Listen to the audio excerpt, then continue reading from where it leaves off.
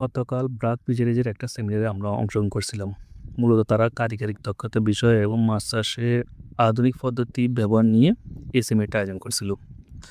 আমাদেরকে ইনভাইট করার পরে আমরা সেখানে যাই, বা সেখানে দেখতে পাই প্রান্তিক জনগোষ্ঠীর বেশ কিছু চাষিকে ওনারা মাছ চাষে কারিগরি দক্ষতা বৃদ্ধি বিষয় যে মৎস্য চাষে প্রশিক্ষণ দিচ্ছে।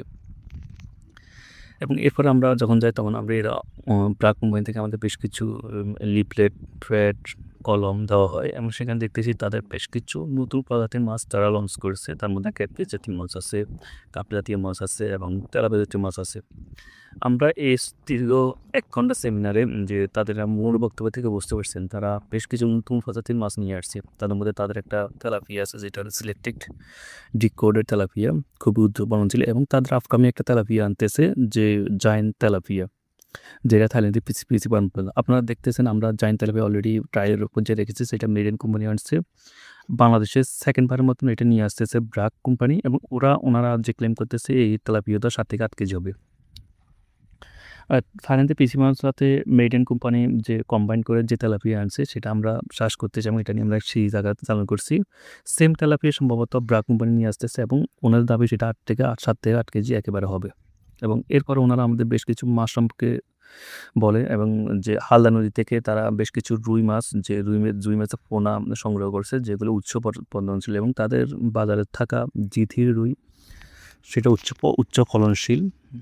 ব্রাক থেকে ক্লেম করা হচ্ছে তাদের যে মাছগুলো আছে তারা সেগুলো প্রাকৃতিক হালদা নদী থেকে সংগ্রহ করে, সেই জন্য মাছগুলো স্বাভাবিক মাছের তুলনায় 2 থেকে 3 গুণ বৃদ্ধি পায়।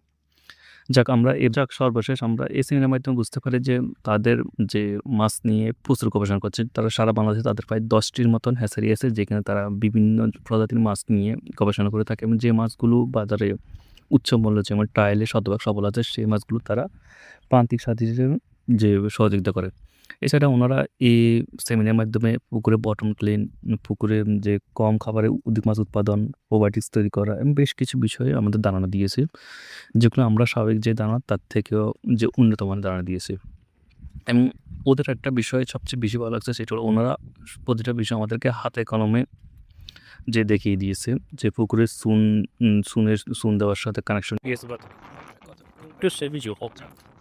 সর্বশেষে প্রাপ্তি তাকে হিসেবে সে বেশ কিছু মিশন আনতে পারছি, বিশেষ করে যে মাছের যে বিভিন্ন তরকারিটা এটা জানতে পারছি।